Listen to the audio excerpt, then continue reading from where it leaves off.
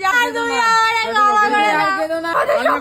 আমার মায়ের কাছে হাত জোড় করে ক্ষমা চাইছি মা, আমি জানি তুমি আমাকে মেরে নেবে না, কিন্তু আমি একটা সকালবেলা পোস্ট করেছিলাম যেখানে আমি বলেছিলাম যে আমি আমার মায়ের কাছে ক্ষমা চাইছি, কারণ আমি যে সিদ্ধান্তটা নিচ্ছি সেটা আমি বাধ্য হয়ে নিচ্ছি।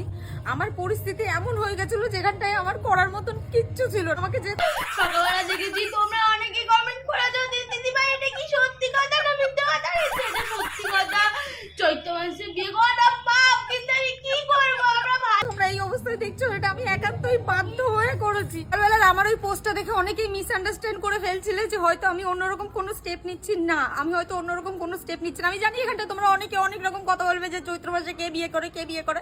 আমি আমার বিয়ের ভিডিও খুব তাড়াতাড়ি পোস্ট করবো। আমি কি করবো, তোমরা বলো বন্ধুরা মেয়ে বিয়ে করাটা কি পাপ, আমি জানি আমার মায়ের কাছে আমি খারাপ হয়ে গেছি, কিন্তু কি করবো, দিদি ভাই এটা কি সত্যি কথা না মিথ্যে কথা, এটা সত্যি কথা, চৈত্র মাসে বিয়ে করা পাপ, কিন্তু আমি কি করবো।